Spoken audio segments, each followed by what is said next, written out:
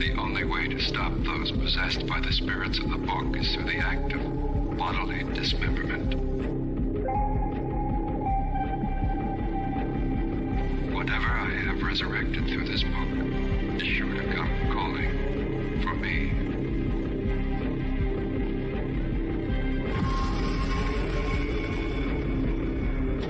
This place is cursed. Cursed. It's got a death curse.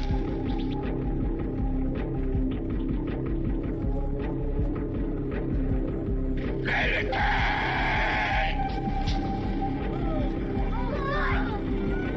He wants you too, Malachi.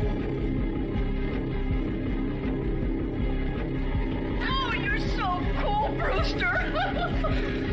I can't stand it.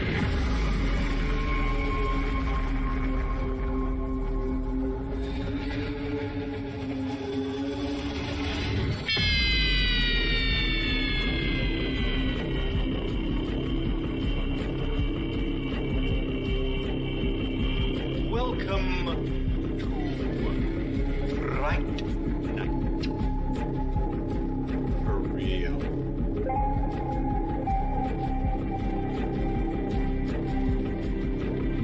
They're coming to get you, Barbara. Stop it. You're ignorant. They're coming for you. Look, there comes one of them now.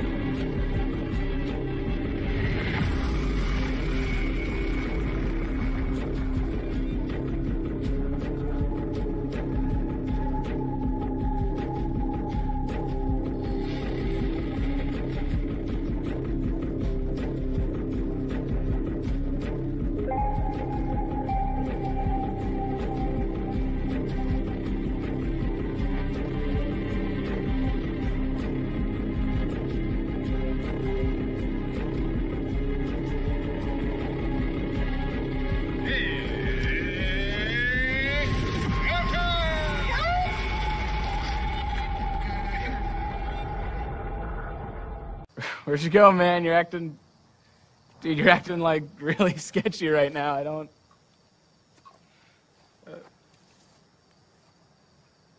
What's up? Oh, hi. I didn't see you there. I'm TV's Drew Scheid, and you're watching Death Curse Society.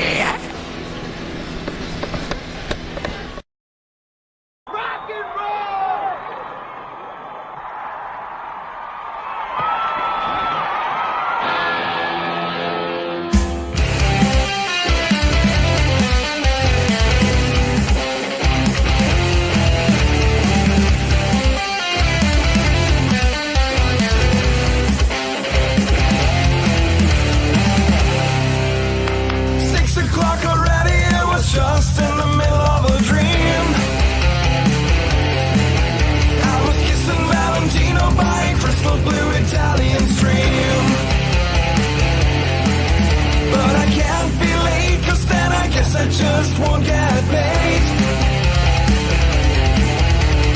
These are the days when you wish your bed was already made. It's just another manic Monday. I wish it was Sunday, 'cause that's my fun day. I don't have to run day. It's just another manic Monday. I wish it was Sunday, 'cause that's my fun day. It's just another manic Monday.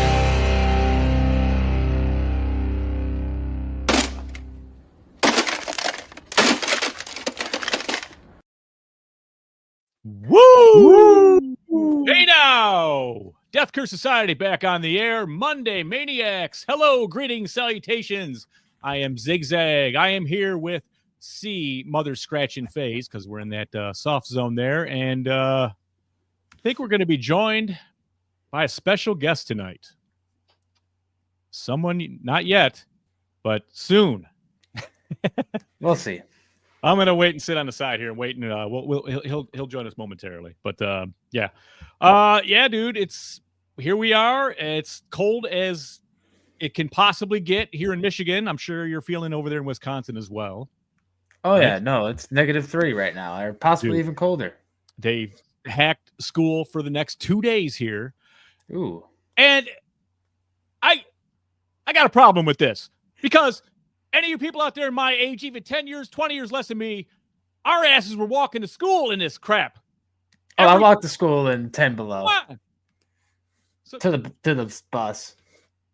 I walked all the way to my damn school. I want to use some F-bombs here, but I can't. It's too early. But it's all right. Uphill both ways. We know the story. Yeah. Uphill both ways, blah, blah, blah. But it's true. Well, these kids, that's why they're soft today, man. They don't have to never go to school when it's cold. Oh, please. They get like a week off. That's not why. But okay. It ain't helping, FaZe. It ain't helping. I'll give you that. Okay. All right, man. Yeah, it's how was your week? We can start with that while we're killing some time here. I mean, cold for one, except for one day it was actually really warm. Yeah. I went to the Cat Cafe again. That was fun. The cats. Right before going to watch Wolfman. It's it's like FaZe walks in there, it's like Cheers. They're all like, FaZe! Cats, they all dig it. And they know them. They do know me. Even they the cats drop know everything. me. They drop the squeaky mouse. They drop the feathers. And they're all off to see FaZe. Oh. Yeah. I was going to wait for Colonel to get in on this, but I mean, fuck it.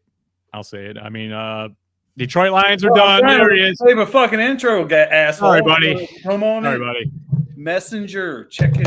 I'm Or hurt. private chat on here. I turned that off and put it over there. I don't have any phones. That's distraction, Colonel. There goes my fucking joke. So, yeah. Go ahead. It's Talk about all your right. Lions choking. Yeah, they choked. They really did. And it's, it sucks. It hurts a little bit. But I mean, with all the injuries they got this year, I'm getting a little perturbed with some of the feedback I'm seeing from so-called fans around here and so-called like everything else. I mean, the defense was dilapidated, man. It was destroyed. They didn't have any of the guys you created that scheme for. Only like 2 of them were there. The shit ain't going to work when this happens.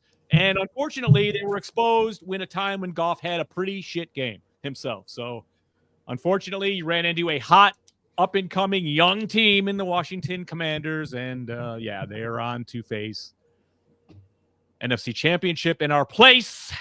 It was heartbreaking. 2 home games all locked away. Just had to win them, and you're there. Nope, couldn't get it done. All right, and then to top it all off today, our offensive coordinator signed and head coach with the Chicago Bears. So I didn't even see that. Keeps getting better and better. So I don't know, Colonel, you want to summarize that with any thoughts on the Bengals before we put football away for the year? Bengals season in like 2 weeks ago, man. Yeah. My guys are playing the national championship right now, though. Oh, I just wondered why you were in this position here. I was like, yeah, why is he? I forgot. Yeah, so Ohio State could actually get the national championship. I just have one question, though. How'd that Michigan game go? Who won that one? I really don't give a shit. As long as they won the national championship, I don't Nobody care. gives a shit, dude. That's what Michigan fans are saying around here because we know it gets right under the skin of the Ohio State fans. But hey, listen.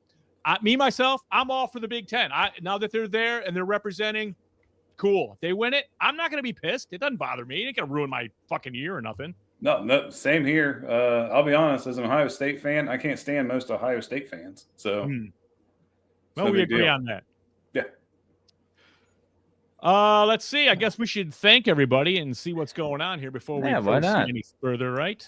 So let's do that. Thank our members. Go to our members, the Final Girls and guys. I remember I looked at the replay last week. I only said Final Girls. My mistake.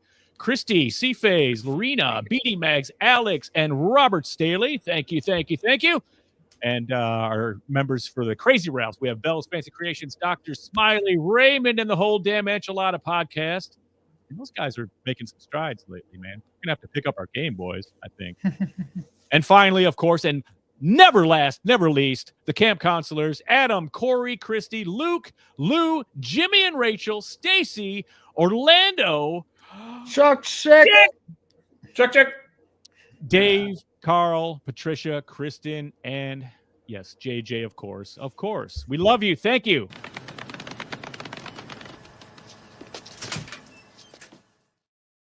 And if you would like to join the ranks of the Death Curse Society, we encourage you to go to deathcursesociety.com and find a tier that fits your pocketbook there. It's like Patreon, except we just killed the middleman. It all comes to us to build this brand alone. And, it's okay. I don't know. Maybe we're not getting as much as we would if we did have them, but I'm fine this way. This is cool because there's nobody making money that shouldn't be. This is all legit. I like it. Yeah. And of course, right down below, I gotta say, associate producer C Faye's in the house, been doing a bang up job. He's rising, folks. He's a rising star in this game, and if you're not acknowledging that, you're missing out. Faze, what up? No, not too much. Just kind of wondering how it's going to end up having to be laid out. That's what's on my brain right now because I think I made a graphic too big, but we'll get to that in a minute. The base one, it's okay. If we have to, we'll show it. We'll drop it. It'll be fine. I was kind of looking at it when I came in, but I might just have to do just one of these. Yeah, that's fine. That works. Let's see. Test it. Oh, it's fine. Oh yeah. Yes, we are talking about Wolfman tonight. Yeah, We've got a bona fide Wolfman fan right here in the middle of us. In the Colonel, he's the guy. He loves his Universal monsters. He loves the Wolfman. So look at the beard. Look at that beard. I searched high and low for the blah blah blah blah blah blah. It's gone. It's gone. It's gone. If I could find my old laptop, I'd probably find it. Yeah. Kid was trying to find this old laptop. I think I might have tossed it. It's cool though. Crank is on assignment again. We'll catch up with him in the future here. But yeah, we all went out and saw the Wolfman, and I have thoughts. I'm sure you two fellas have thoughts. Well, why don't we just start with our anticipation? Yeah. I know our audience will have thoughts if they went and saw this. Yes, please share your thoughts, everybody. Yes. So, Colonel, you're the man with the Wolfman pedigree. See what I did there? Why don't you go ahead and start us off? Okay, so while I'm getting on the research department, because I forgot to pull this up, when they first announced this movie, I was hyped, man. Shit, why did I Google on Google? But no, I was super hyped. I kind of started having reservations about it when it got pushed back because I was looking forward to the Wolfman and Terrifier 3 double feature in October that I didn't get. And then, of course, the creature design came out during Hollywood Haunt and Universal. I'm like, oh boy, not good. But you're not going to show us the whole design of the creature before the movie comes out, right? They wouldn't do that. But then again, I have faith in the director. That's why I was trying to pull up his name. I couldn't remember it. Leigh Whannell. Leigh Whannell, yes. Because, The Invisible Man was one of the best movies of 2020. So I'm like, you know what? I have enough faith in him. We'll see. The more trailers I saw, it didn't help either. I just kept getting a little bit lower and a little bit lower, a little bit lower on the hype train. And then here we go. Here's the movie, and I'll leave it at that. Yeah. Faze? Yeah, I don't know, man. Every movie I went to had a trailer for this, so eventually you got sick of them. Got sick of seeing that Blumhouse logo. But again, I was faithful. I had faith because of Leigh Whannell and the Invisible Man, just like you said. I was hoping he'd be able to, hit another home run. That's where I'll leave that. That's where you'll leave it. Okay. I am pretty much on record not being a huge werewolf fan. I would say out of all of them, he's probably last in all the Universal classics for me. Even though it's a great movie, it's the character, man. I like Lon Chaney Jr. as the human counterpart. It's great. But dude, I'm sorry, but I'm not shitting on anybody who this may be their favorite Universal monster. But worse, like him less than the Mummy. The Mummy's like. I was terrified of the Mummy, though, Colonel. It was one of those caught it early. I love the Mummy. And Wolfman always. I saw these when I first saw them. It was on a Super 8 reel with no sound. So every time they show a close up of his face, and he's like, it looked like he was laughing to me. You know what I mean? So I didn't find that scary. Okay. Fair enough. Yes. Okay, so here we are. I've seen them all, and I've seen, Werewolf in London. I've seen Curse of the Werewolf. I've seen all the fucking werewolf movies. I think The Howling and American Werewolf in London are the transformation cornerstones of werewolf transformation. There were a lot of things I was looking for with this, and anticipation. Leigh Whannell delivered so much on The Invisible Man, which I thought was going to be stupid, and it was a lesson in tension and terror. It was great. I went into this kind of high on anticipation based on the director alone, getting a shot at this. And let's face it, Wolfman is a tier above The Invisible Man, I would say, in the rankings. You know what I mean? It should be anyway. Should be. So I was kind of hyped to see this, even though I'm not the biggest Wolfman fan, and I will leave it at that. Let's see. Good job. Nobody's really sharing their anticipation or thoughts quite yet. I mean, probably just move right on to our initial thoughts. Oh, yes.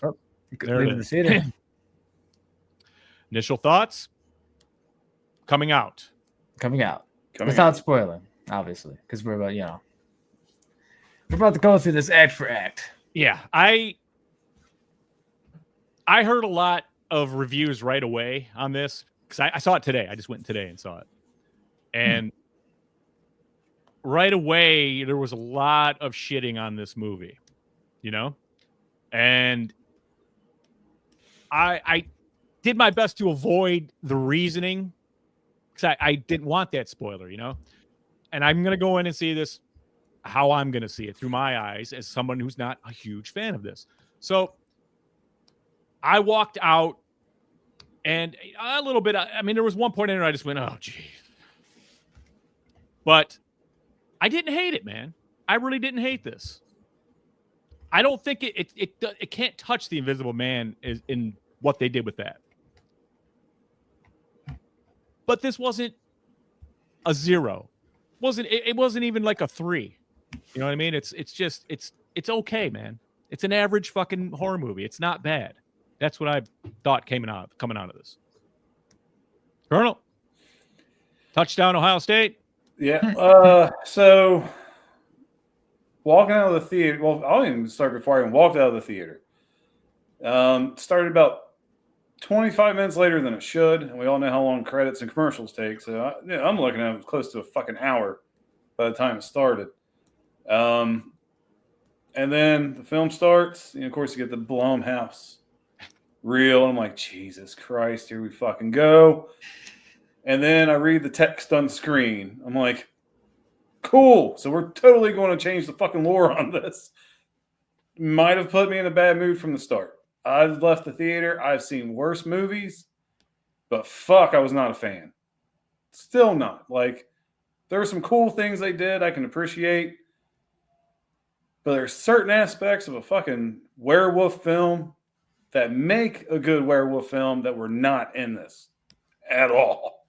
So didn't hate it, but yeah, the criticism was warranted. Faze. Yeah, I wasn't into it. I walked out of. I was walking out with Mama Faze and Grandma Faze, and we were just like, "Oh my god." So that's what they did to poor Wolfman. I don't know. I just got done watching the Universal original, and it's just like they're two completely different films. You can't even really compare them. You can't. You're right. There's no comparison other than let's make a modern Wolfman film. Yeah. What makes it Wolfman though? Like. I guess we'll have to say that towards the end, but I guess, yeah. Man, you know what I mean? I'm with you. So, oh man. Well, let's see. Let's check out some of the comments here. Yeah. My mom's saying, Lorena's saying, the first 10 minutes weren't so bad. Yeah, here we go. It was tense. It was very tense. Basically, you have a young boy, and he's in his bed, and then he just hears someone say, 10 hut! And Act 1. And he jumps on a bed on a dime and starts making the bed. So he's got a strict upbringing. You can tell right away. I'll get to that in a minute. Yeah, Dad is not playing games, and maybe this dynamic needed a little more screen time to gel a little better with this dynamic between the father and son. And perhaps that would help with things up the road. But I thought it was kind of, it's very tense because they're out hunting a deer and Dad's telling them, don't touch these mushrooms. Don't look at this. Don't go over here. Stay away from this. Just real hard ass. He's got a Marine tattoo. So yeah, he's yelling at him, but then he's like, yeah, look, I'm just trying to keep you alive and protect you. That's all I'm here to do. This is a running theme in this fucking movie. And they see a deer. It kind of gets behind some rocks. And the kid breaks away from Dad to go and get a better shot at the deer. Well, he's isolated and he's looking through the sights of his gun, and spinning around. Well, you see there's a figure standing there out of focus. You can't see what it is. And a real tense scene where they end up in a deer stand. And you don't really see anything, but it's super tense. It is cool. It is cool. You guys concur with that? Yeah, of course. I mean, they did do a good job. I don't even think we needed more information than that. I thought it did a good job setting up the story, the introduction to the character. I might have read a little more into it than there was there. Of course, it's Blumhouse. I was trying to find some kind of social commentary to link to this, to the opening 10 minutes. Yeah, after you watch the film, I kind of got that.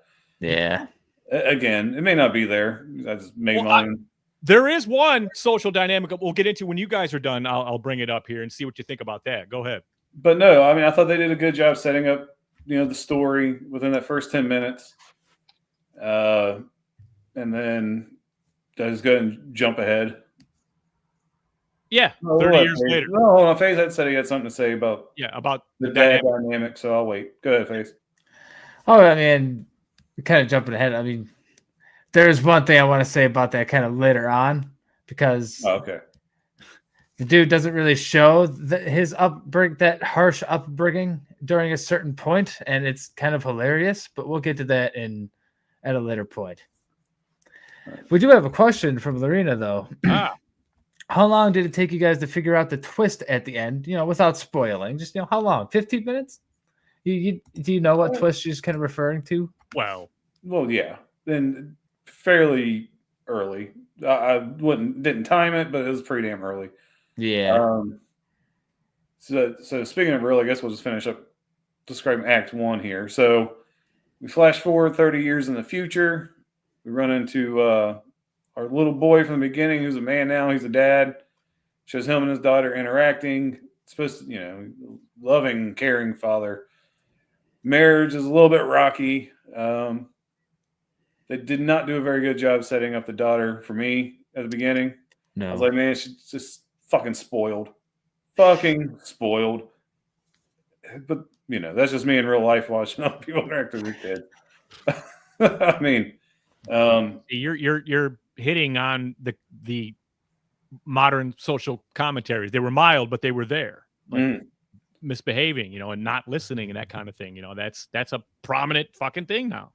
Yeah, but it's also his reaction when she wasn't listening, then how he kind of stopped it, took it back, and it manifests he flashes back in a scene kind of and does the exact same thing to the daughter, but then he, like Colonel said, he realizes, I'm not him, so I reel it back in and explain why I'm saying what I'm saying, which good, sorry, which is kind of the same things he was saying to him. I'm just trying to protect you.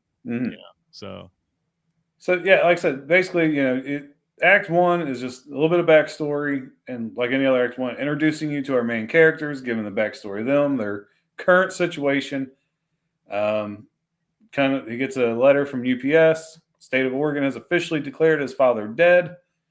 Here's the keys to the house, and they decide to go and empty the motherfucker out.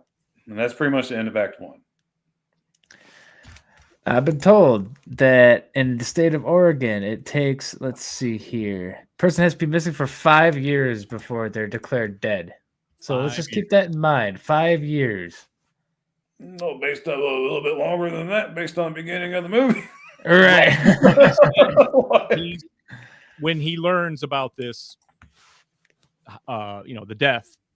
It's just some of the bullshits that come up. Just keep that in mind. Yeah. But yes, I could move this on to Act 2. Are we already in 2 with this? Yeah, I guess when they go to the cabin, that's 2. I think this is basically like when they flash forward, and you can call that Act 2.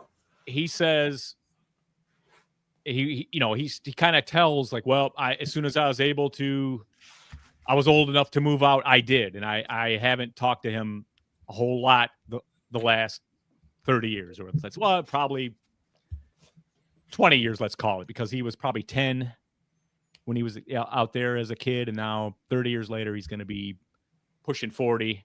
So he got out of there probably 18, whatever, 19, 20, and he had never been back, hasn't hardly talked to him, and that's one of the things he says is, it's funny now that I can't reach him. I never had a thought to reach out to him, but now that I can't, I have things I want to say, so it's a little sad, but very real. I'm sure a lot of people have had that kind of, revelation sure, with loss like that. So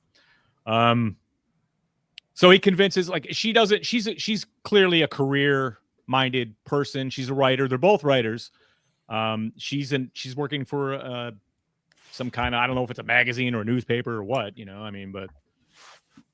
but he convinces them to go with him to Oregon to, you got to see this valley, and once you can never get tired of looking at it, and you can't tell by her face what she's thinking because she's like Keanu Reeves, just kind of not very emotional in this movie, but I think that was by design, but I don't think it worked, so we're off to the cabin. Faze, why don't you take it from there?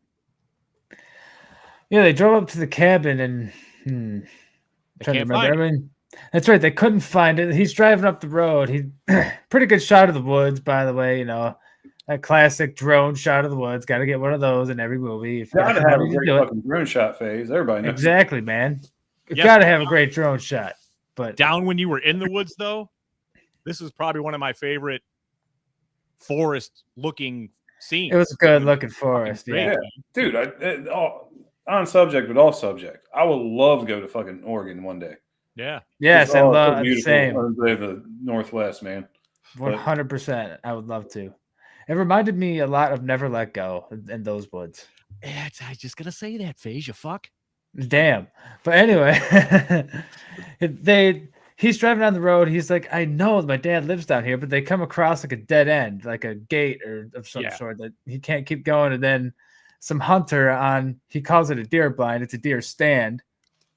Not a deer blind. Well, the hunter comes down and he walks up. I don't even remember his name, but he's like, "Hey, what are you guys doing here?" He's like, "My dad died. He used to live right up here." He's like, "No, that's where my house is. I could tell you where your dad is, though." Basically, he gives him his dad's name, and he knew him because everybody in these woods knows each other. Of course, that rural setting where everybody knows each other.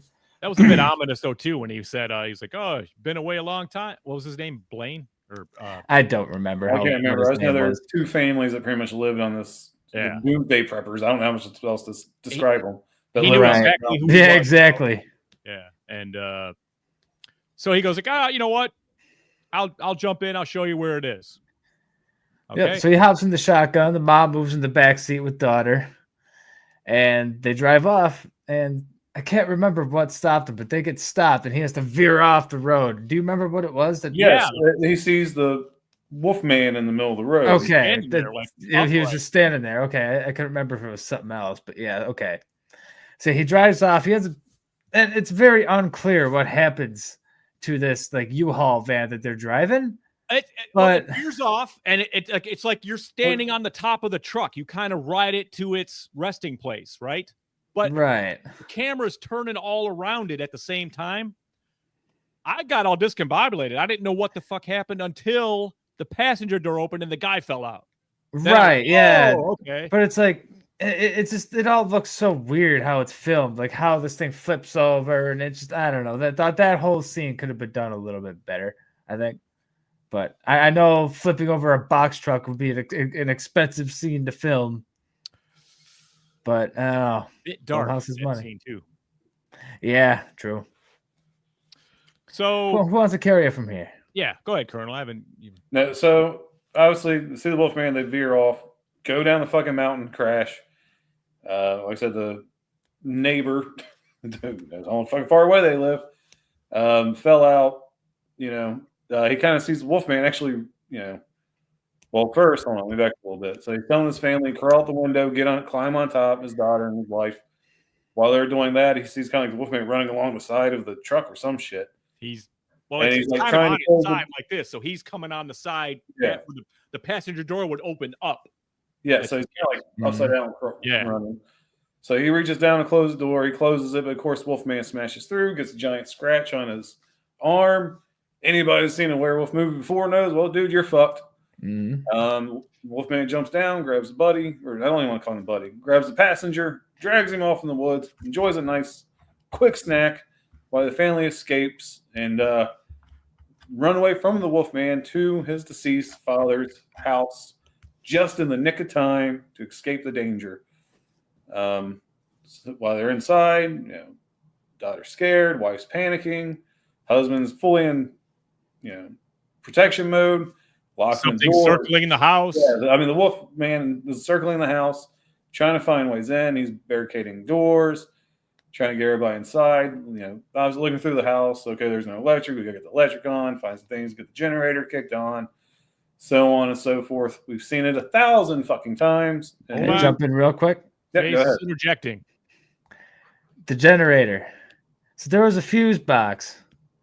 Why the generator? Well, you could. If the house has electricity, why the generator? There was no electrical grid up there at all. None of those houses have lights So without what a generator. was this fuse box powered by? I'm just saying you can. You ever lose power? You ever used a generator? I've never lived out in the woods. I didn't know. If you're on the grid, you have a fuse box. That house had a fuse box, so it's on the grid. I can't say the generator is just something that got thrown in there as a dramatic piece that never got used again, by the way. It was a one and done piece, which generators usually aren't. But maybe they were he's just really big fan of the Texas Chainsaw Massacre game. I'm just being really picky. I'm being nitpicky here, is all I'm saying. It's just that's one of many things that they got kind of strange. I still think if you had a generator wired directly to your domicile, you probably would be able to work it to your fuse box somehow. You know what I mean? It doesn't seem too crazy to me. But I mean,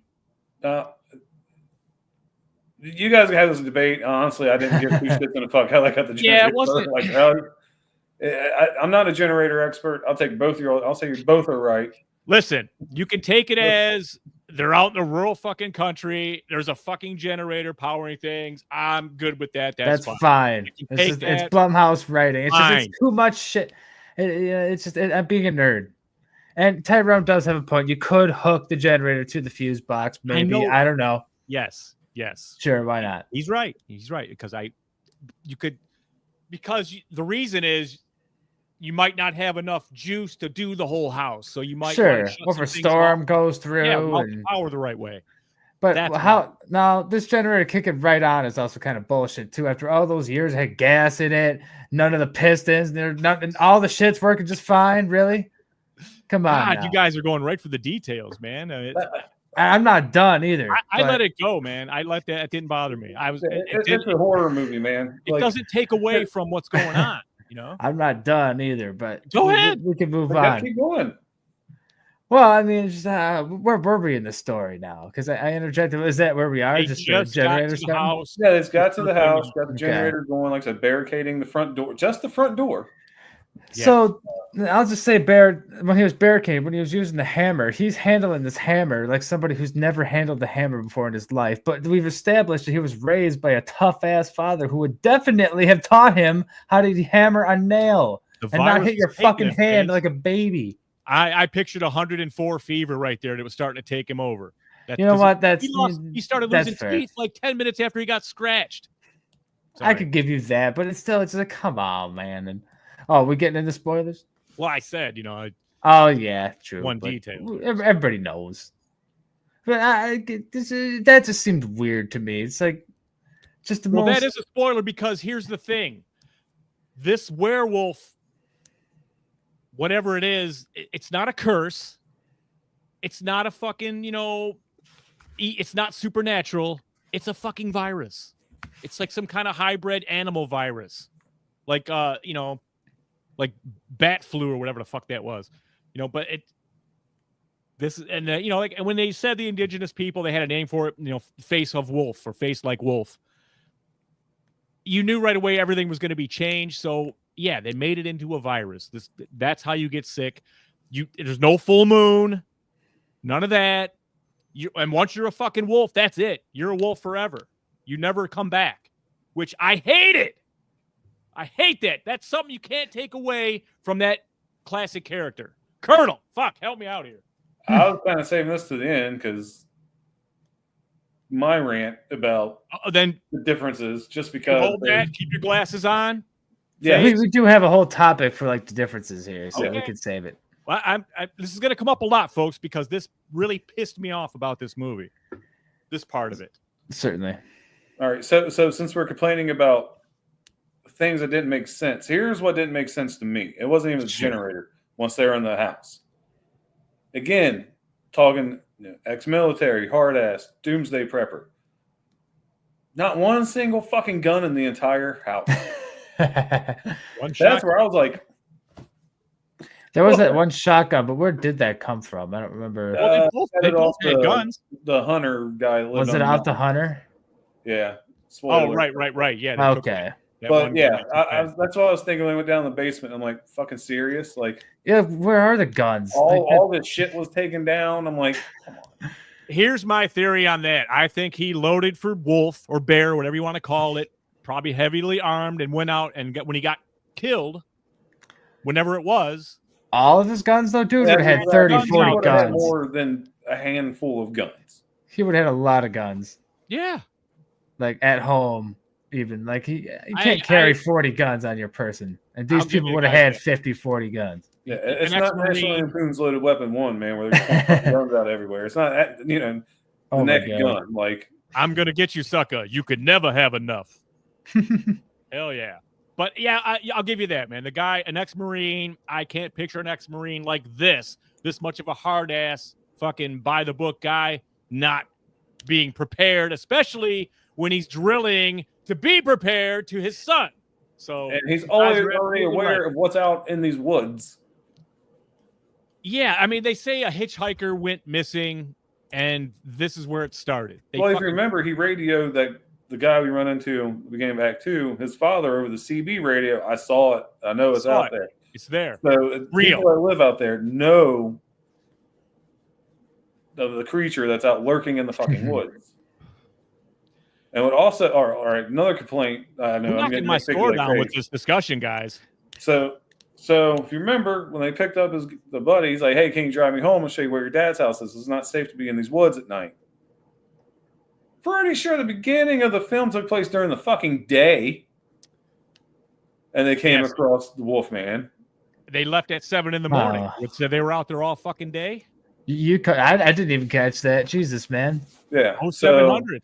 So I already kind of rolled my eyes like, "Don't be in these woods at night." I'm like, apparently it doesn't matter what fucking part of the day it is. Well, that's what I mean. That's where the moon and shit would come into play and stuff, But and did the moon even matter? Did a full moon matter? It didn't fucking matter. Not at all. BK brings up another good point. Did the silver bullet mean anything either? We're gonna sit on that. We'll Hold on. I mean, it's already been said, but we'll sit on that. We'll sit on it because we're going to give it to you. Did. X is going to give it to you. Oh. So Ooh, Joseph Scott has some thoughts. He thinks we're Joseph, overanalyzing the movie. Throw it we're up there. overanalyzing. I think you guys are overanalyzing the movie. It's impossible to enjoy the movie if you overanalyze it, which is fair. And some movies, you don't want, like the Friday the 13th movies, for instance. You don't really want to overanalyze those. I'll give you that. But who cares how long it was before his father had him and had seen each other? Who cares about the generator? Who cares about the shotgun? I was more wrapped into the horror that the family was going through as they were trapped inside of the house. As things started to manifest as the movie went on. I had fun with this. And that's Joseph. totally acceptable. I am a nitpicky bitch. Yes, we got to do a little due diligence on this with some comparisons. And there's some beloved things we love about these most other werewolf movies that are consistent. That are missing here. So See? I don't care that he took a different road. That's okay. That is absolutely fine. I mean, and yes, there's a lot of tension here. But there, I have a question about Leigh Whannell himself. We've now seen Invisible Man, where we have a dysfunctional marriage and an abusive partner and borderline sociopath psychotic doing what he did. Although, too bad he's Bruce Wayne and has millions of dollars at his disposal to make a suit that, he does what he does with. And here we have another, a marriage that isn't working. We have, there's no chemistry here anymore. There's no between them. And through the horror of all this, they kind of get closer together, but she's so fucking two-dimensional. It's not really viable, man, with this. But I hear what you're saying, and yes, I'm not with a lot of what FaZe is saying. It didn't bother me. It didn't bother Colonel about the generator. I just kind of went, yeah, okay. No, and like I said, my gripe about the gun take me out. It just didn't take me out of the movie. I'm with Joseph. I'm well aware of the fact we're watching horror movies. And we review them, and I overlook a lot. It's a fucking horror movie. I expect inconsistencies. All right, it's just always have in the horror genre. Like it just is. It's okay. It's one of the few art forms where it's okay to fuck up. Like it's not really going to like the generator, the guns. You're not ruining the movie with that. No. It's just watching the film. It's a thought that came to mind. Well, where's guns? So you're completely right. Anything else? For me, yeah. So yeah, let's go ahead and put a bow on Act 2 so we can get the stuff we really want to talk to. Certainly, so I can talk about, so I can tell. So yeah, Act 2, like I said, the family's in the. Go ahead. We didn't mention, like, yes, he's in there and he cleans his wounds, and you see he's got this gnarly gash on his arm. That's what I was trying to get to. Okay, go ahead. So, like I said, they're barricaded in the house. The dad, you're right, he has a gnarly wound. They taking care of it, and it's just getting worse, and he's getting sicker by the fucking minute. Yeah, he's like, sweating. He's sweating. falling out. I gotta save it. I'm gonna say that. And by the way, touchdown. But I'm streaming, so that probably happened like 5 minutes ago. But anyway, so I did think that was a nice touch, showing him gradually get worse while they were in the house. And one thing we first start seeing while he's gradually getting worse, that I actually applaud this film for, was putting it in Wolfman vision. Yes, spoiler alert on this. I won't go into in depth. But I thought it was really cool where they would like show the wife's point of view and like the camera would turn around. Go to the husband's point of view, and it was good camera. Lighting up, and it just kept getting bright. Like the movie's very dark, but every time you saw his point of view, it got brighter and brighter each time they showed it. I thought that was a brilliant fucking touch. I will give them a giant check plus for that, because that was cleverly used in Act 3. Yes, this is the most reason this is going to get the score it gets from me. It was the choices they made to show both sides of the people in this situation. And picture it like, I would think this is how a dog must hear us humans when we talk to him. Because once he gets sick enough, he can't understand what she's saying anymore. Mm-hmm. And she even gets him a pad and a paper and says, write what you're thinking. And because he can't, he's just going, and he writes dying. And she's like, no, we're going to get out in the morning. We're going to take you in. We'll get somewhere. We're going to get you fixed up. because the daughter's freaking out too. But and like also like a sense of hearing. Spoiler alert again, before we flash it up. Pretty good scene. I mean, I would say tension was pretty high in this film. I think they did a good job. But you hear like this loud don't coming from upstairs. Oh, that was cool. It's so fucking cool. And, he's going upstairs and investigate the sound. Just getting louder and louder and louder. Wife and the kid are sleeping soundly. They don't hear it. Yeah, and he's just like, "What the hell is that?" So he pinpoints where the sound's coming from. It's coming from the upstairs closet, and then I assume it's Dad's room. He opens up the door. It's a fucking spider just crawling on the wall. Like his sense of hearing. It, like I said, they did that right. That was good. I was happy with that.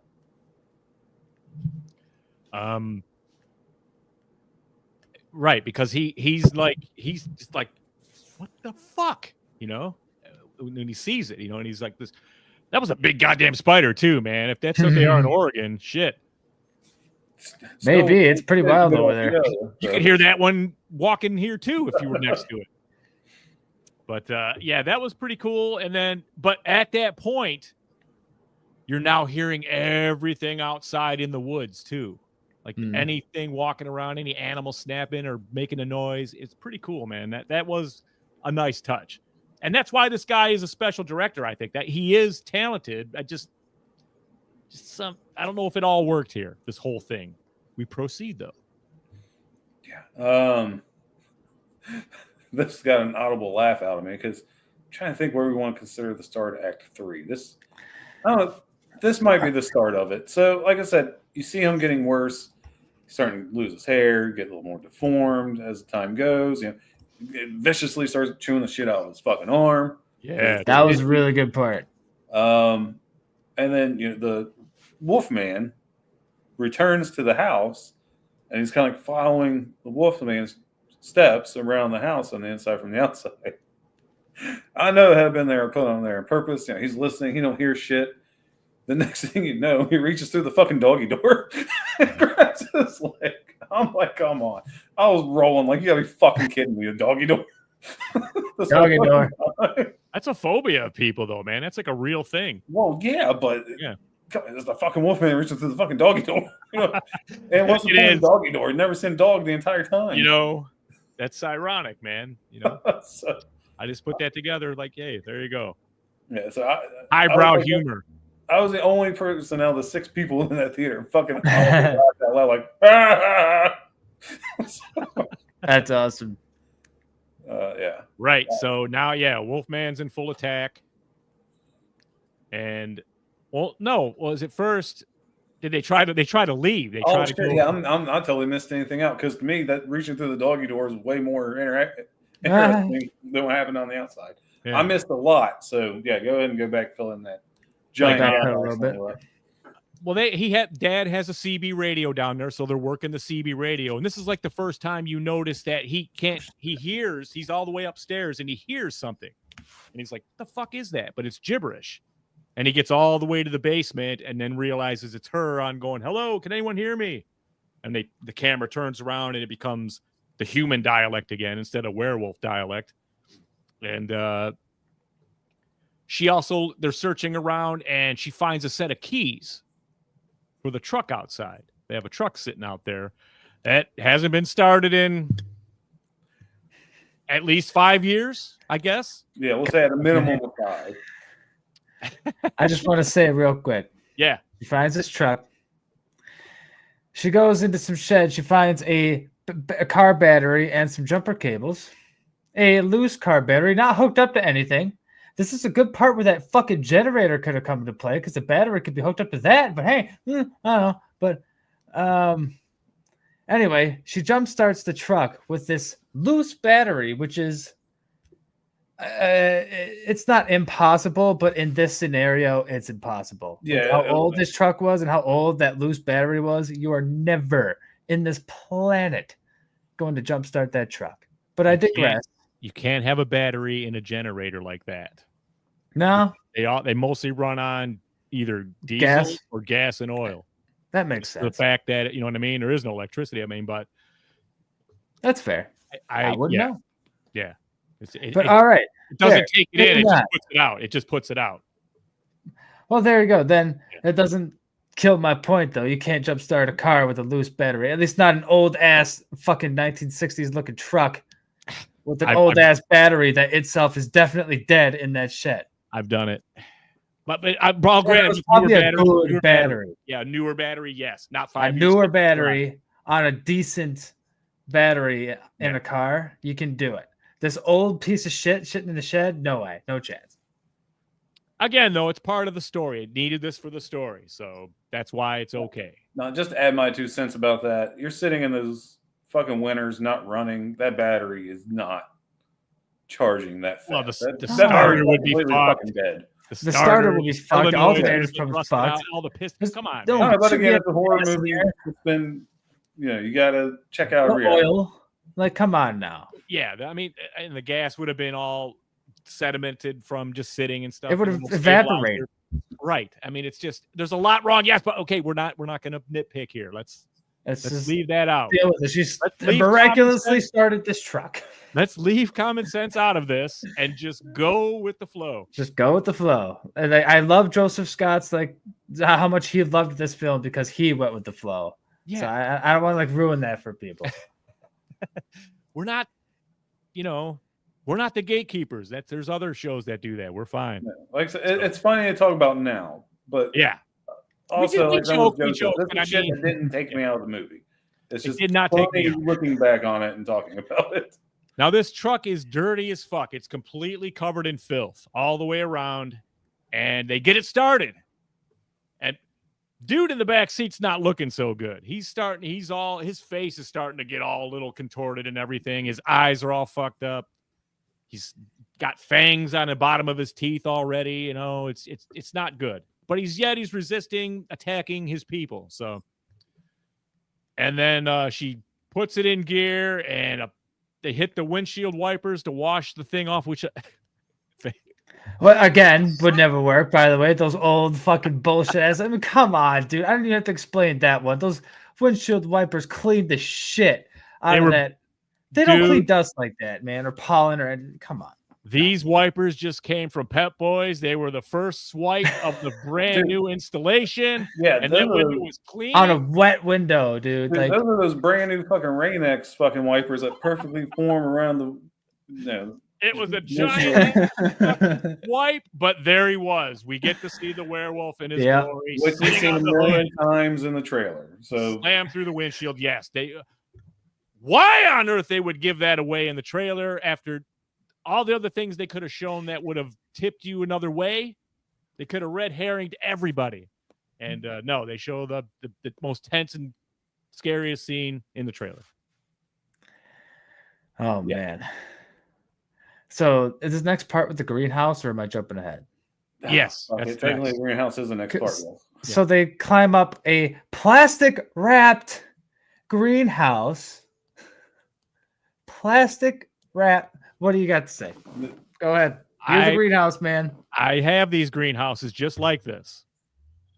They are sturdy, rigid frames with plastic stretched over it. So the frame would hold you. And a little girl could sit on the plastic. No problem. Claws cut. Yes. So the These people Wolfman, are stupid. he kind of points, he gets them up on this greenhouse with the ladder. They pull the ladder up, and you kind of get a blurry, he's all on all fours, Wolfman coming after him, so that's kind of creepy. That's some nightmare fuel. And I don't think that, the old Wolfman's never got on all fours. I don't know.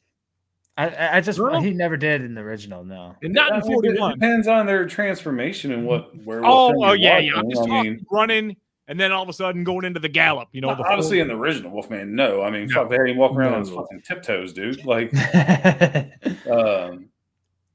then we'll use the American Werewolf in London as the next example. I mean, he truly transformed into a fucking wolf. So of course he turned. Yeah, that wasn't, I mean, I once used to imagine what, like, if they did American Werewolf and did it like the Howling or Dog Soldiers with those big, tall, standing werewolves. Dude, I don't know, man. It might make a better movie greater. A good movie greater. I don't know, man. I'm more than happy with the werewolf. And the design is scary with that elongated face, those fangs, and all that stuff is yes. John Landis is the king of werewolves, if you ask me. So, But we digress. So, yes, let's go back to the greenhouse. We're on top of the greenhouse. You can see through now. A greenhouse has plastic that you can't really see through. It's kind of clouded and white. But you can see something walking around and kind of growling and snarling. And then he starts to jump and swipe at the plastic, realizing they're up there and it's making holes. And after a certain amount of time, the little girl falls halfway through, so she's hanging there. Daddy werewolf makes a motion, points at the house because he can't communicate anymore. And he dives off the fucking greenhouse and runs the other way. The wolf man chases him, and the girls go to the house. Colonel? So the girls go in the house. They lock up. Next thing you know, you hear a little knock, knock. Or wait a minute. Do you hear a knock? I don't think you hear a knock. But anyway, little girl's like, Daddy's still out there. He's out there. They see him out there. They open the door. He comes in. Let him in. And then guess who else gets in the house? The other werewolf. Oh, yeah. So here we go. I want to say real quick. She unlocked her way into the house. When did she lock the house? I don't remember them locking the house either. I just know. Well, it's just another weird thing. Was that the same door they went out, though? No, they went out. Oh, No, you're right. I think they went out the front door, but went in the side door, the one with the doggy door, I think. Right. They should have to unlock it again. It's just that's another weird thing. Yeah. Just another tension, forced tension. But let's keep rolling. Sorry to interrupt. I was just really disappointed I didn't hear her going the keys, because that's what I was totally waiting for, never got. But yeah, the dad's in the house, the other werewolf's in the house, and we get a wolf fight. Michael Vick, we put money on this. So we got a dog fight going on in the house. So, which was actually a pretty decent fight, I thought. Well, remember it. Yeah. I mean, well, they're doing what wolves would do, with Exactly. have human at each other and human qualities. But then you got the wife with the fucking Michael Myers steak knife, fucking stabbing him in the shoulder and everything. That got pretty wild, Yeah, I'm trying to remember because I watched another movie this weekend. They might be getting intertwined. But didn't somebody get thrown into a china cabinet? Or I think, never mind. Duh, I watched Silver Bullet this weekend. Okay. Never mind. X that. Get your shit crossed over here. Silver Bullet was actually decent. Gary Busey got thrown in china. Like, my fine china. But anyway, so yeah, no one got thrown into a china cabinet, sadly. But it's still a good fight. The dad wins, and here's the... I'm not going to spoil. I'll let one of you guys fucking spoil it. There's a twist that everybody's seen coming a million miles away. Not a shocker. And then now the dad is fully into the sickness. And now the mother has to protect the daughter after that entire movie. Like Zach says, it's my job to protect you. Roles are reversed. And there's a thing that dad and daughter do. It's kind of like their thing, my job's to protect you. Your job's the mind reader. What am I thinking right now? And she touches his head and says, you're thinking you love your daughter very much. And he's like, that's right. How'd you know? You do it every time. They did that like 17,000 times throughout this movie. They do it a lot. The cheesiest family in the world. Real dad, you kind of do that. Sure. Like me and Sarge, like this thing I do with her is like if we're walking, I don't do the whole, love your dad. Like we're holding hands, I squeeze her hand 3 times. Like, I love you, and she'll squeeze it back. Like you kind of do that with your daughters. So you do it with your sons too. It's just like, do you want some cheese with your family? Like, God damn it! Like, this so cheesy. Well, that's what I'm saying. I don't think it. You know what I mean? Because once he couldn't understand English anymore, the dynamic, I mean, it's funny. I get it. They wanted it to see his dilemma brought them all closer. And yes, they do that, but I don't know, man. There was a lot missing from this, So a great scene. They get into like the cellar and you see like hit the wolf man coming. The daddy wolf man coming just in the corner of the screen, you see his leg, you know, and then they're sitting there in pitch black, just being quiet. Well, then the camera turns to the wolf's perspective, and fucking dog eyes, man. Everything's going. Go ahead, Colonel. Wasn't the basement, it was the barn. Because The remember, barn. he break it out and started digging in like he was a fucking husky. Trying to get the fuck out. That's right. So, But that, and it's cool because when the werewolf vision is super fucking creepy to the humans. I mean, watching. Because like their eyes are glowing, they're blue, you know, and then they're all pale. There's like a little aura around them, and then anything else out there that's making any movement, it's got movement. It's got like an aura around it. So it's really weird, almost like an Avatar type thing you would see. You know what I mean? Just weird colors and shit. But it was really cool. But you realize he's right in front of them, And they can't see him. You know, so it was super like, whoa, what like the this fuck? close. Yeah. And then they hit the lights, and you know, there's a little battle. well, also remember, because this is a key point, and Lorena brings it up. So before he gets in there, you don't see it, but they set a bear trap, and he steps in it. Yeah. So that's how the mother and daughter escaped the barn. And she was right. This part was really fucking cool. What do animals do if they're get caught in a trap? He chewed his fucking foot off and went back after him. That was pretty cool. Yeah. Kudos. That was neat. That was cool. I mean, it was. I was kind of like, yeah. I was like, yeah, all right. You know, that's what a wild animal would do. You know, so he's gone now. He's completely void of his human counterparts. He's a full wolf. Full on wolf man. I mean, he actually does a transformation. Like he finishes off after he fights his dad. Because, fuck. Going back to the family thing, we got some more thoughts from Joseph. Go ahead, buddy. It's my turn to be a nitpicky bitch. I could not stand how the parents would talk to the daughter as if she was an adult. Sometimes the daughter drove me nuts. Sometimes child actors are either really great or really annoying. She was borderline annoying. I personally feel like she was going against a pretty bad script. At least bad child writing, but that's my opinion. What do you guys think? I think it was a miscast. I wasn't because she took me out of it the most. I didn't really think she delivered it as good as it could have been delivered. Sure. I'm not going to go that far. I'm not going to say she was great. She was annoying. I thought she portrayed a spoiled kid that, let's be honest, I'm not one of them, but there's plenty of people today that want their kids to grow up a little bit faster than they need to. Sure. And again, so I thought if that's what they were going for, they fucking nailed it. If we're talking, I'm not sure that's what they were going for, but no. If we're talking social commentaries, that is a very common thing now with kids that age being talked to as if they are counterparts to their parents. Yes, so I see it, I'm okay with that. No, I mean not as in real life kind of thing. I kind of I kind of like I'm a dad to my kid, So I mean and I always will be, I think, but. He's 12 now, but he gets a little more flexibility now in how we talk and stuff. But it's still, we got to keep the lines drawn, man. So sure, always. But so I mean, I know what you mean, but they did absolutely. She was older.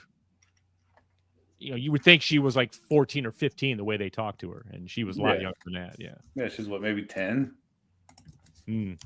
Maybe, I don't know. Yeah. But that's not necessarily a good thing. Like Joseph said, I mean, the way she's acting, you can't tell how old she is. But the forehead thing and stuff, I'm thinking 8 to 10. Right. But then again, she acted like she was a fucking adult. I assume that's what they were going for, but I really don't know. The only thing that was really believable with her is when she was like expressed love for her daddy. That seemed on point to me. Mm-hmm. When she would say like, that's my daddy, stuff like that, and or just screamed for him when he was whatever, Sure. So I don't know. I don't know. I'm not sure I'm going to see this again real soon. So I'm not rushing. Well, where were we in the story here? There's a mother-daughter escape from the barn. Wolfman's chasing them. They run into the woods. Yep. I don't think I missed anything important, but No, this is when they run into the mutilated. They find the corpse of the original guy. They finally get a gun. They run into the U-Haul, which is still on, still has power on somehow. Same night. That's the same night. No, it wasn't. No. Yeah, it's literally this all happened in one night. I mean, he was infected within. Okay, I guess it'd be probably enough gas to stay on for pretty those much hours. dawn is when this is coming up. It's pretty lucky though. I'm just saying. Yeah, go it's on. Light out. Yeah, because it's like 10 after 10. Not after 10. Things are gas guzzlers, man. Yeah. So either way, they find the woods. I'm going to call it a deer stand. I'm not a hunter. I'm not going to argue what the term is. I'm saying deer stand because in my brain, stand. I've heard them called both. I'm from Wisconsin. It's a deer stand. Which is the third time we've seen this deer stand in this film. Yeah. Mother and daughter crawl in there. They know he's coming. They're waiting for it. He comes up. Seems like he stares at his daughter. Seems like he's still somewhat there. Then he snaps. Mother takes the hunting rifle. Well, she says he wants this to end. The hunting rifle was magically cocked for daughter her. Says this. Yeah. And yes, like you know what I'm saying? She's that sophisticated to. But you know that whole he wants this to end. To me, that's just to grab this line, let's just fucking throw it away. Yeah. You don't need it. If I was editing this, that would have been gone. She shouldn't be that sophisticated, that smart, at that age like that to make that kind of decision. She should be, no, daddy, no. Dude, right? Totally. Yeah. Yeah, 100%. I'm not even a father, and I can agree with that. But, yeah. They take him out of his fucking misery, and they have no vehicle, so let's get the fuck out of here. They walk. They come up to that clearing. Such a beautiful They somehow view. survived the woods on foot. Well, no bears killed them or anything. The first question I had, now that we're at the end, and it was a beautiful view, let's face it. It was. Because Dad takes at the very beginning the boy. They go, oh, yep, you could see this every day, and you'll never get tired of it, and even the dude says like, yeah, he goes, it just make everything all right, looking at it. Tyrone, which by the way, hello Tyrone. He says, she said evil must die tonight. Love you, brother. Oh my God. That's funny. Here's okay. What happened to the hiker werewolf? Who knows? Did Dad get him? But he was scratched? So I was forgotten about. What the fuck? It doesn't matter, Zach, because that doesn't matter. you guys just gotta ignore it. I'm with you. That is like a giant fucking plow. We might as well just writing in direction because we're kind of in there already. Like, what the hell? Well, hold on. I want to finish this thought here. What the fuck? Yeah. Did anybody else that saw this movie, did that occur to you? What happened to the original werewolf? I mean, yeah, but like, why not show a transformed skeleton or something? Well, you got to remember, man, fucking Bigfoot probably got a hold of it. It is in the oh my God, Northwestern fucking forest. That's true. I mean, anything could have eaten it. Werewolves running around this motherfucker. They probably got in a giant ass monster fight. No. I don't know. I'm with you. I just assumed the father eventually killed it, but got scratched or bitten.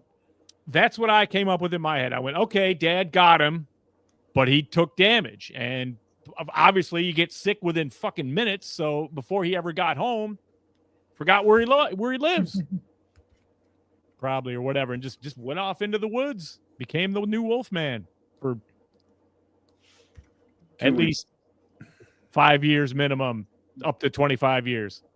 Nah, his clothes are pretty fresh looking. But big plot hole, guys. Giant plot hole. I mean, just the writing in general, and the writing I thought was really tough. Obviously, we've seen movies with way worse writing, way fucking worse. But yeah, it's Blumhouse.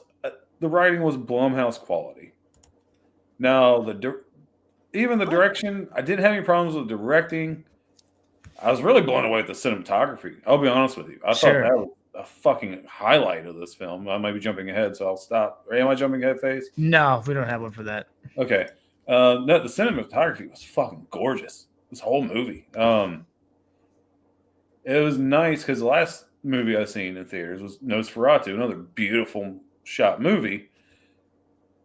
So I was pleasantly surprised that I enjoy the cinematography of this film so much. And I thought it looked so great. Like I said, Wolfman Vision was the shit. Yeah, man.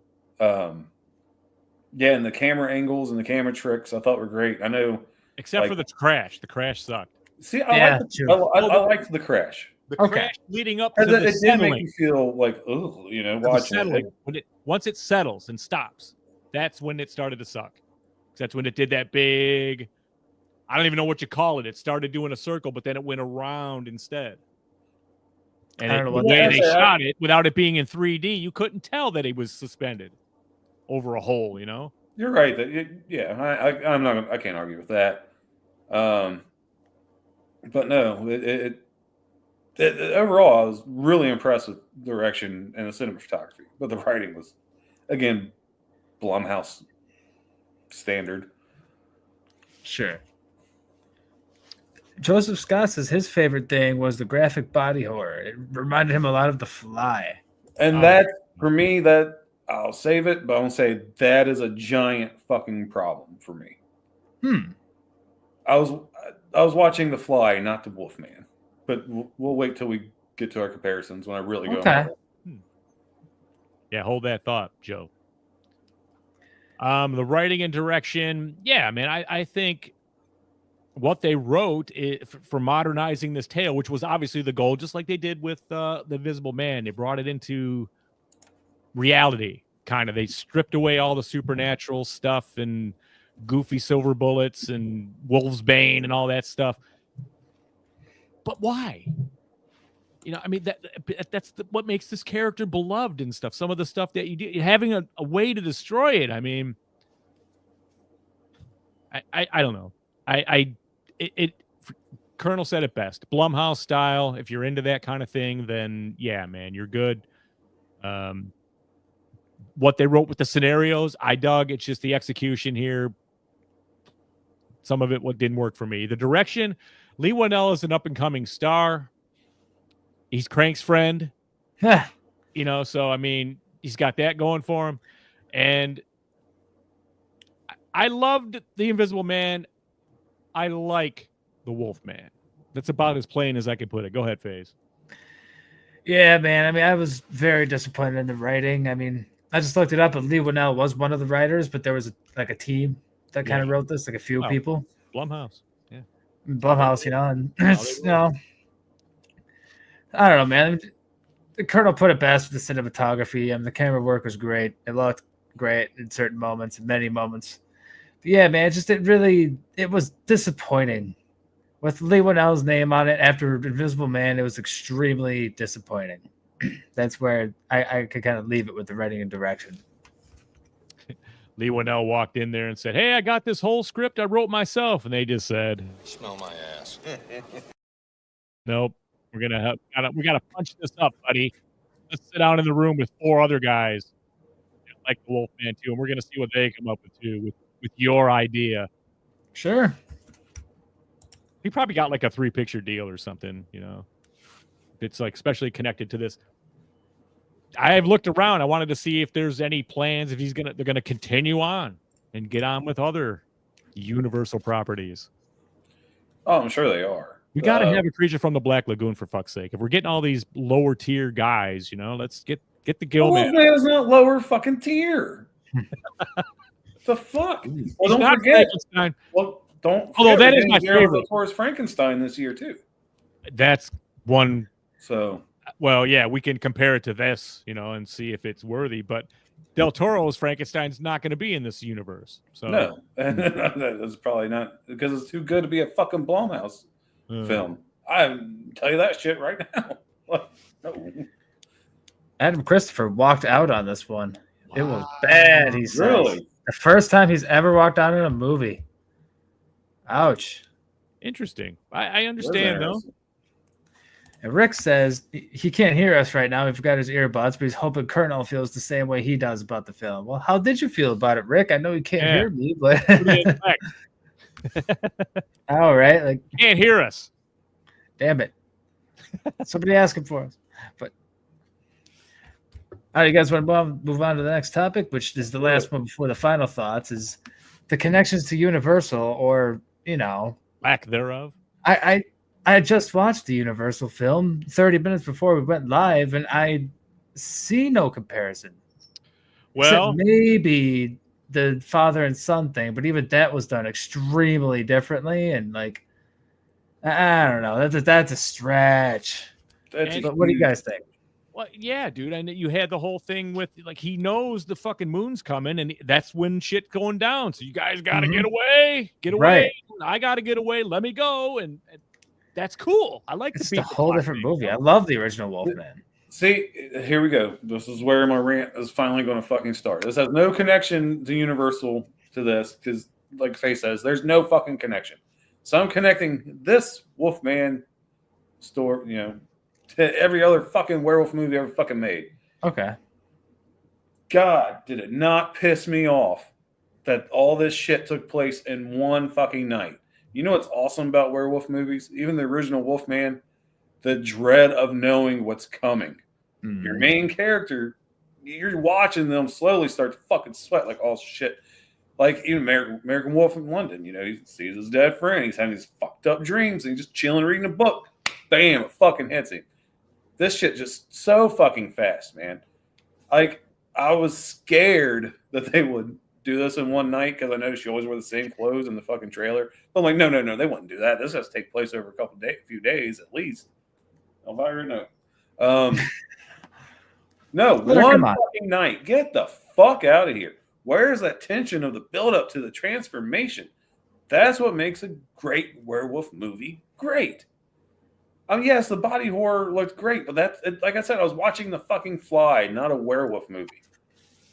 Yeah, it's like his fingernails split in half, his teeth. Yeah, like his fingernails were falling out. His teeth were falling out. Like, kind of pulls his own jaw lower.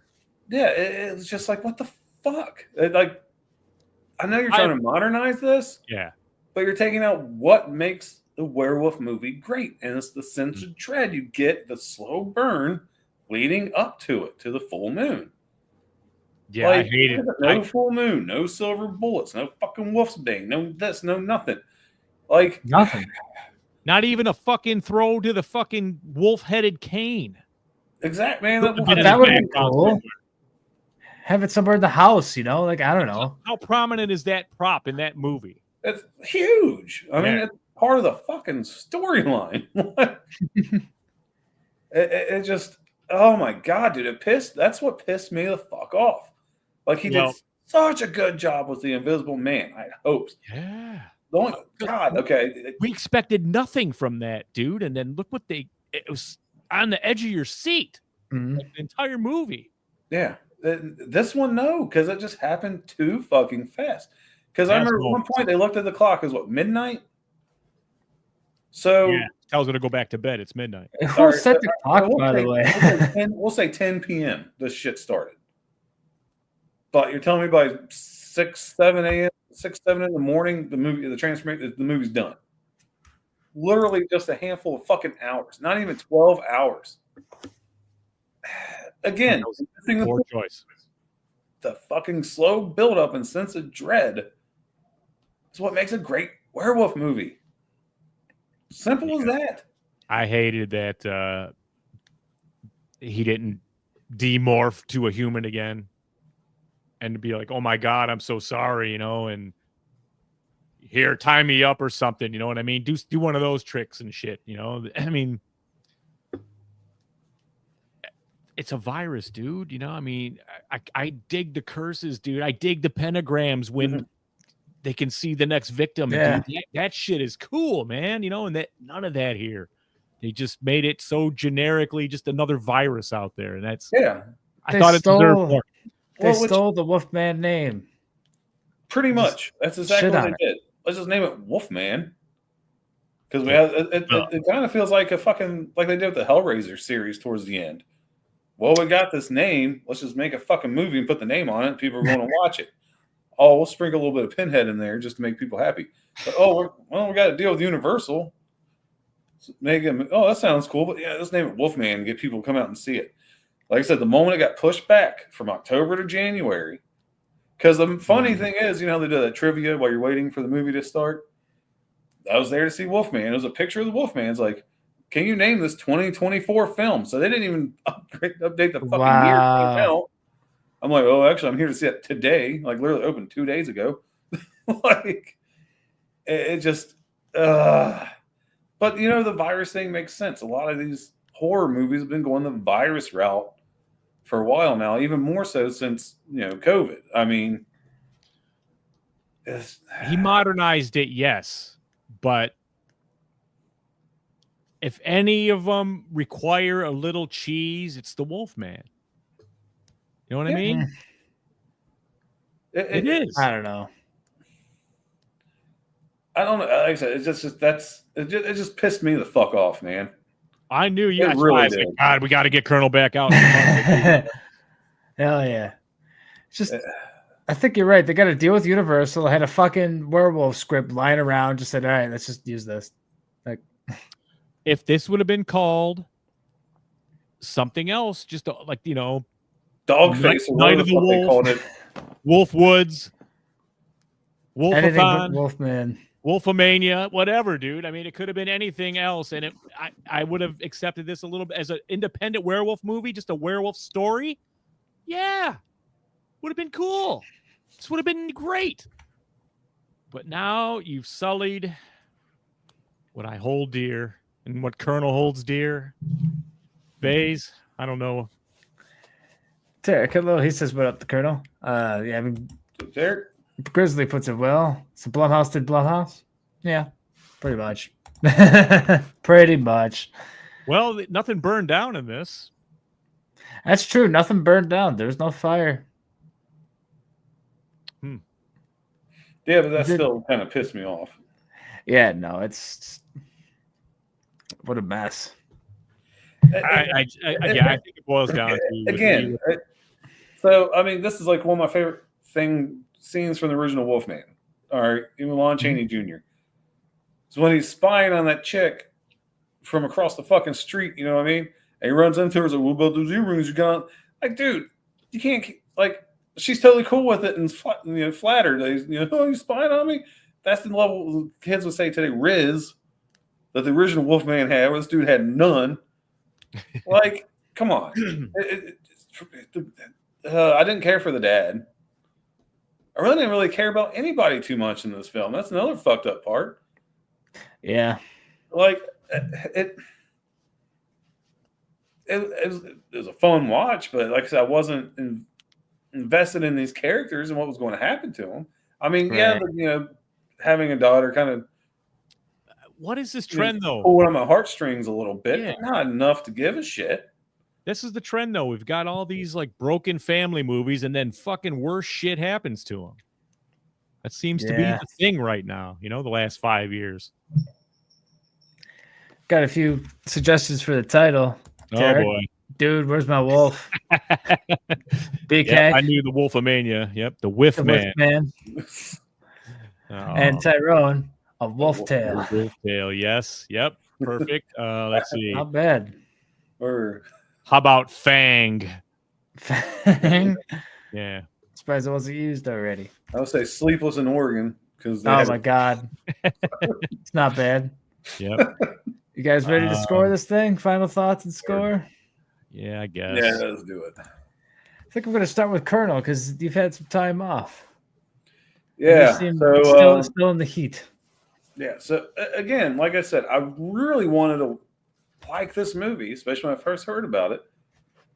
A million times, Invisible Man was fucking the shit. Surely the Wolfman's going to be decent. Oh, we're pushed back. Fuck, that's never good. You know, it's never good when anything gets pushed back. I don't care what the fuck it is. You know, like, does anybody remember No Man's Sky when that launched? And it got pushed back and pushed back, and they finally launched it and barely got any of the game you were promised. That's what I feel like. That was forced by the publishers, but you go ahead. Yeah, it's the same thing. Here I am. You finally released it, promising me the Wolfman. I didn't get the fucking Wolfman. I got a fucking disease. I got rabies, essentially. Hold on. We gotta. What? Yeah, 2 girls, 1 wolf. Well done. So there's a ton. I know. I was reading the viruses you're coming up with. You guys are crazy. All right. But anyway, so like I said, it did not deliver what I was hoping I'd be promised. Cinematography was great. Acting was par. You know, it's Blumhouse. I'm expecting any Oscar-worthy fucking performances. Again, no fucking Wolfman. I got, again, fucking rabies. Cinematography was great. Soundtrack was pretty good too. I thought the scores were great. Yes. It's okay. This movie did do a good job building up the tension in some parts. Maybe not so much in others. Fuck. And Wolfmanovision was the shit. I really wish. God damn it. I was hoping for a higher. I'll give it a 6. I mean, I thought it was decent. I didn't dislike it enough to walk out of the theater. Will I buy it to add it to my Universal Monster collection? Yeah, when I catch it in the $5 bin. Or wait for the set to come right. out. I mean, it just with I'm the not gonna be mummy. able to see this again, especially after, like I said, The Invisible Man, Curse of the Demeter, Nosferatu. I mean, these classic monster films that they're remaking, They've been killing it. Fucking home run hitters. Yeah. Wolfman grounded out the second and got thrown out at first. You know what I mean? It ground ball to second, thrown out first. I'll give you a 6. It's the best I can do, and a lot of that has to do with the cinematography. That's fair. I'll go ahead and go next. First I just want to point out BK bark at the moon, but then oops, no moon. Because there's no moon. We'll call it New Moon. That's already taken, sadly. It is? Twilight series. Twilight. Fuck them. Real quick, Dave, before you get started, let me throw this out there. So globally, worldwide, this movie made $16.8 million. Yikes, bro. 12 million in the U.S. on a 3-day weekend. Damn. Do you have a budget on it? There you go. I just want to say this movie didn't make shit. I did find the budget on the original one from 1941, $180,000. That's Looks like a 25 million budget for this one. How much? 25 mil. It's like the standard at Blumhouse. Yeah. Oh, wow. You know what, though? There wasn't a whole lot of CGI fucking it up. I'll give them that. That's fine, but was there? Am I wrong? I don't know. I have to watch it again, but I'm not going to watch it again. I thought the gore was fair. I can't really complain. The makeup was good. I mean, the Wolfman did look good. Yeah, it was creepy. The creepy design wasn't what we've seen at Universal Halloween Nights. Like, you wouldn't want to run into that dude. You've seen him out there. It just wasn't a Wolfman. It wasn't a werewolf. But yes, my final thoughts. Calling it Wolfman is an insult to the original Wolfman. It's a very, very, very mediocre werewolf movie, and even then, it doesn't even have all. It's just like you said. It's like more of a rabies movie. Like, it just doesn't have any of the werewolf elements to make it a fucking werewolf movie. And I'm not even that big of a fan of werewolves. But man, it's just the cheesy family shit didn't do it for me. Maybe if I was a father, it would do more for me. But as a single man, no, it was horrible. As a Wisconsin man, it was too cheesy. And I don't know. The tension was good. Him eating his arm off was good. So for that alone, oh God, this feels high, but I'm going to give it a 5.5, right below Colonel. Interesting. Let's see. Joseph's got his score 7.5. Again, best body horror in a while. Good tension, a fun watch. I appreciate that. I'm going to argue the best body horror in a while just because substance. Woo. Yeah. I mean, there was good body horror though. I would just say, I don't know. Again, it felt like I was watching The Fly more than The Wolfman. The transformation in this Wolfman movie, it's not as good as what you've seen in a lot of other movies. It's just not. However, it does gross you out enough. There's enough weird shit happening, and his wounds that just start oozing and pussing and nasty. It'll scratch that itch, and especially when he's like opens up his wound and just starts going to get it all opened and raw, and then he starts biting it and chewing into it and pulling shit out, and then bites his own foot off from a bear trap. So it is rowdy with the gore and stuff. I mean, but it's not like over the top. Like substance, that was my number one for a fucking reason, man. I hate that they made this Wolfman this way, where he's unable to return to the human form in between full moons. I hate that they didn't introduce any kind of silver in this, because I'm sorry, man. That this is like staples, I think, that need to be for a Wolfman movie. Well, what they did was they took the werewolf mythology, kind of like did the same thing with this girl. He wants this to end. Let's roll it up, throw it away, start anew. Like, I'm with you. That's just bullshit. Finally, the twins have arrived. They have arrived. Hello, girls. Hello. Yeah, I'm in the middle of my thing. I'm wrapping up my thoughts on this movie, girls. If you're just joining us, and what I'm saying is I'm mad as hell that they took out the full moons, they took out the silver bullets, they took out a lot of the things that made me the little bit of a fan of the werewolf that I am. They stripped it all away. Modernized, yes. Filmed beautifully. Outstanding soundtrack. One jump scare. Huge fucking plot hole, man. That I just can't get by it. I can't. I gotta know what the fuck happened. If I ever see Leigh Whannell, this is the first thing I will ask him. What the fuck, dude? Where is the hiker? What happened to the hiker? Tell me that you shot it and it got cut, at least something, you know? Yeah, right. Having said all that, it's a short flick. It's only like an hour 47 or something like that, hour 45. If you like werewolf movies, I'll tell you what, if this was, you've seen Halloween, Season of the Witch, Season of the Wolf, call it that. We got no problems here. I probably give this thing a 7 or an 8. However, it's a Universal movie. It's a reboot of a franchise. I'm giving Wolfman a 6.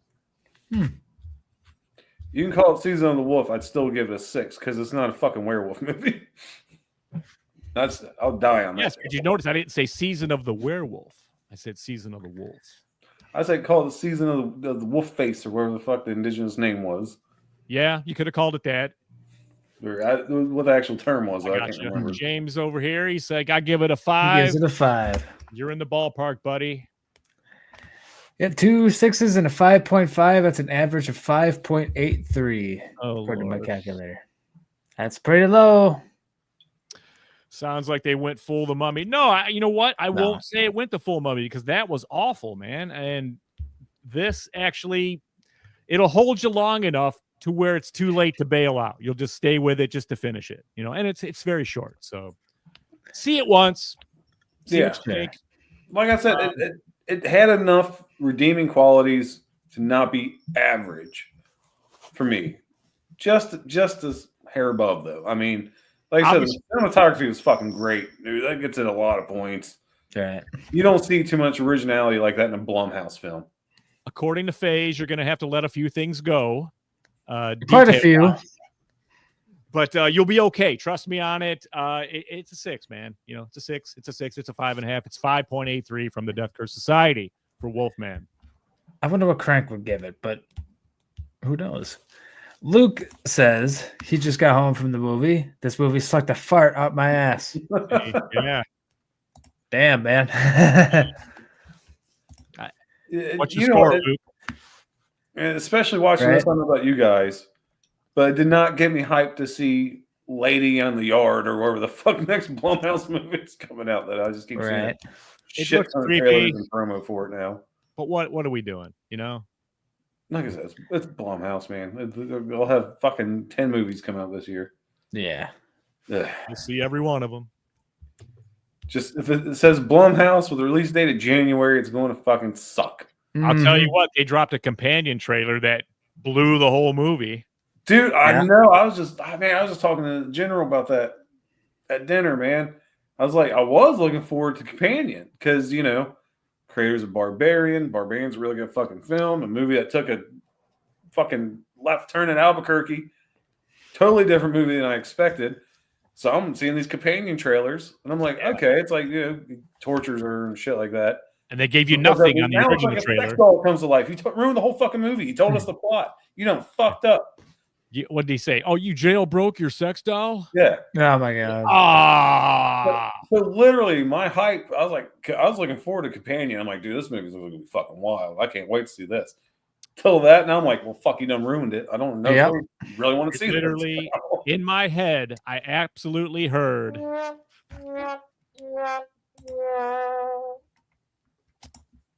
Nope. But it's on our review list, so we'll probably see it. Yeah. Well, that might be one we can make fun of, dude. So I think we should just for the comedy. I'm not arguing with it. I'll still go see it, but Yeah. I'll throw Oh, this yeah. out now. Glad Oh. you got your bombs, Colonel. Oh. Yeah. They wrote down the wrong address, so I got returned to sender. Oh, But, Oh man. me, Sarge, and the Got my general got ours F-bomb. this week, and the twins got a thank you picture for me and Sarge. She's been pelting me in the head with this fucking thing since we got it, and the Nice. general got an F bomb. They put an F on hers. It's fucking hilarious. Oh man, I love that my F bomb. It's the best. F bombs are the best. Joseph's got thoughts here. You know, my final thought is usually a lot of suck ass horror films come out in January. This, in my opinion, was a lot better than average January horror film. Okay. This is on par with like Megan, like when that came out first, like a couple of years ago, you know? Like I feel like, yeah, it's not a bad start, but I was just hoping for more. What was that horrible movie last year? Night Swim, about the evil swimming pool. Yes, this was much better than Night Swim. Much better than Night Swim. World's better. Oh my god. Finally seen Hell House last weekend. Badass. That's right. Nice. Excellent, Recommend it. Joshua. Here, you heard it here. If you haven't seen it, see the Hell House series. You will enjoy it. Found footage done right. He also pointed out earlier he loves your fog shirt. It's badass. You want to give us a good shot of that? Oh, he already did. He said Yeah. it was really good. Oh, did he? I missed it then. I'm just paying attention to something else. I My love rib that. cage is still broken, so All right. Mm. Well, I had to we're stand putting up off- because I we're was. putting off shirts. I know some of you guys appreciate Yeah. it. What do you got It is rolling? not horror related at all. I just think it's hilarious. Oh my god. Always bet on red, baby. Charlie. Pete Rose. I wear this. By every the red way- game, man. I get so many comments on it. This shirt's awesome. It's like, thanks. Oh shit. We are selling the Father Thomas shirt on the site if Yeah. you'd like to get it. It's available now. It's the piece of the Angelo Mariano collection. Yes. And, I'll throw that. I have the painting, but you can have the shirt or a print. Your choice. Even though I'll virus link. says buy one. In the That's chat right. for you. When Elvira says buy it, is she going to come up here and show us her ass? No, I tried earlier. It's probably James free. Happy to see confers some Night Elvira. Swim sucked. Yeah, What? James. So everyone get excited. There is a Hell House coming this year. As you heard last week in the countdown, the preview Yeah. of 2025. There's Elvira. Elvira. And Hell House high on Phase and my list. Mhm. Like, what is it? Lineage? Number one on mine. Or lineage. Yeah, that's what it's Lineage? called. Yeah. The final Hell House. You guys are crazy, man. Five Nights at Freddy's Part 2. Oh, you're crazy. I'm about to pull the fuck this shit. I'm out card in that one. I know you're joking. Tyrone says clown in the corn. Yep, that's on the list. Cloud in the corn. Yeah, that seems neat. That made the preview last week. Mhm. Rick is saying Aw. the game is amazing. Yes, it is. What's the score, Colonel? Let's get an update. What, 28-7? 28-7? Oh, wow. I'm not surprised. Neither am I. I've missed you, Elvira. It's been a long time. I've missed you too, Colonel, of Can't hear course. me. But... Oh, yeah, whatever. Headphones in? Yeah, with me doing it in here. Oh, my God, man. I had to step away. I set up in here and had to step away for a little bit, came back. This little fucking bitch was laying on the laptop and opened up all kinds of it. Was like, I don't even know what virus got me. I was like, fuck. Started closing, starting fucking windows. See, That's funny. Never leave a laptop open around a cat. We're not showing people your butthole. Not this time. Colonel OnlyFans, Elvira. Oh, no. Special subscription. I'm going to need to after my fucking plumbing bill this weekend. Oh, shit. Again, dude? Damn. Every winter, dude. Every January. I suppose. Jesus Christ. So you remember that old cast iron pipe, drainage pipe in my basement, Zach? Mm-hmm. Yeah. Oh, no. Motherfucker. Crack. Pow! Heard a loud pop and water's I'm like, shit. So I had to rip that out and put all new fucking piping in Saturday. No way. Owning 100 It's a break, brother. It could have been way worse than what it ended up being. So the Wolf Man. There it is, folks. Yep. What do you think? I don't know. We've got for you folks. I mean, it could be an early end to tonight's show. Oh, yeah. Colonel is a fan of cracking out of here early and stuff. Yeah. Oh, yeah. Like I said, 4:30 a.m. comes fucking awfully early. Comes awfully fast. All right, man. Let's wrap this shit wrap up. it up. And what do we got coming? Well, here, let's do the right stuff first. Let me go to the... Do it right. Oh, God damn it. I just saw the private one you had up there, Phase. Oh, well. Let's thank those final guys and girls. Christy, C-Phase, Lorena, BD Mags, Alex, and Robert. Also, the Crazy Ralphs, Bell's Fancy Creations, Dr. Smiley, Raymond, the whole damn enchilada. Cheering on Ohio State to the victory. And the camp counselors, Adam, Corey, Christy, Luke, Lou, Jimmy, and Rachel, Stacy, Orlando. Chuck shit. That's right. Dave, Carl, Patricia, Kristen, and JJ. And I'm nowhere near the clapper. There it is.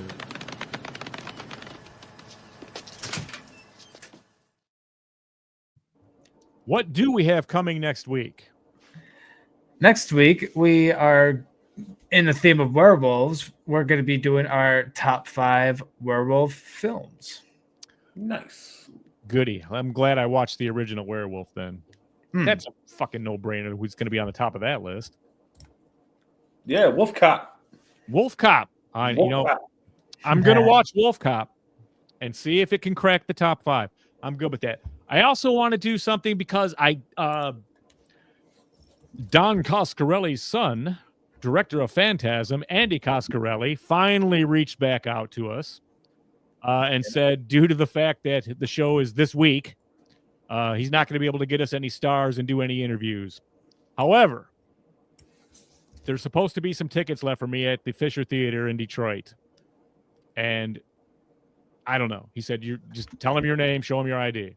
So he hasn't reached back. I asked about you guys, and I never got anything back. So maybe if I do get in there, we'll talk about that for a couple of minutes. It's Insidious, a live show. This is what it looks like. Okay. And it's like an interactive show. It's like a theater, but the show is going on around you, and there's people in the audience that are plants that are going to be fucking with you, getting possessed, demons popping out. I don't know what they've got planned. They said it's going to scare the shit out of you. So, of course, we were supposed to have Andy on and a couple of the cast members. Didn't happen. I apologize. Well, they should apologize because I was up their ass every day for a fucking month and a half. Yes. Don't apologize. Then we will get into the werewolf top 5, or is it top 8? I guess honorable mentions, of course. I mean, yeah, certainly. I say make it top 8. Top 8, So that'll be fun, I guess.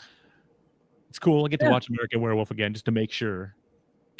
Really? You need to watch that again to make sure. I love watching that movie. You kidding me, dude? That is my favorite werewolf. Just to do it anyway.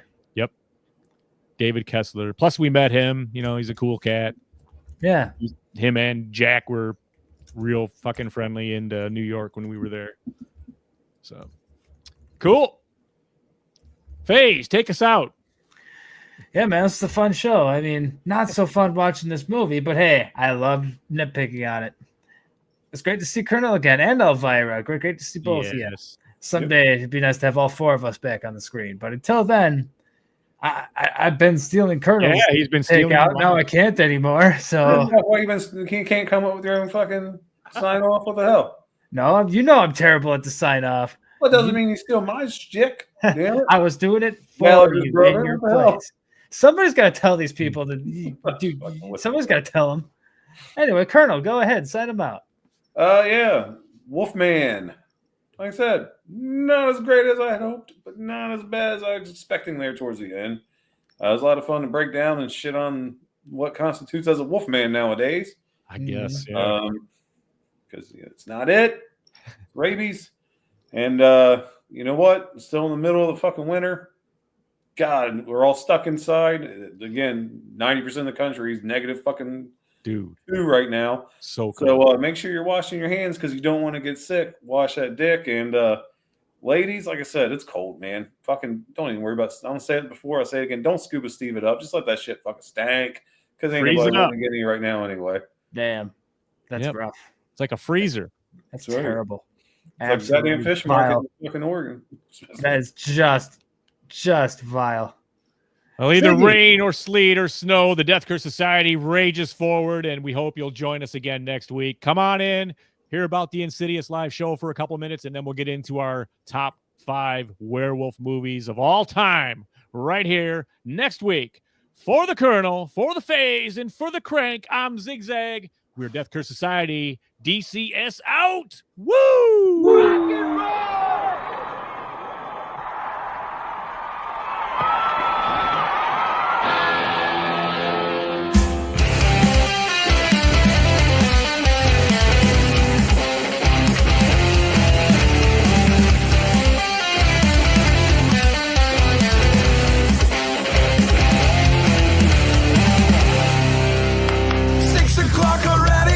Just in the middle of a dream,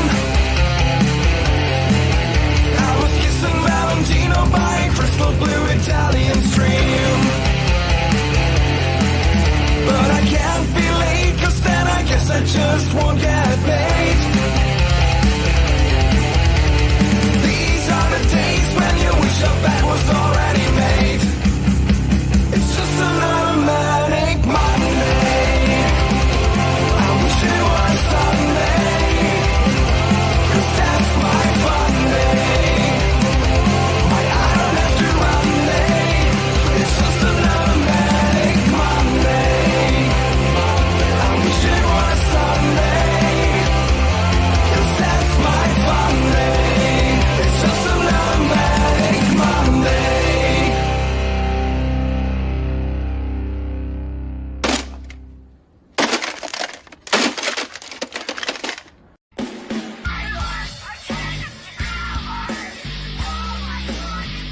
Ah!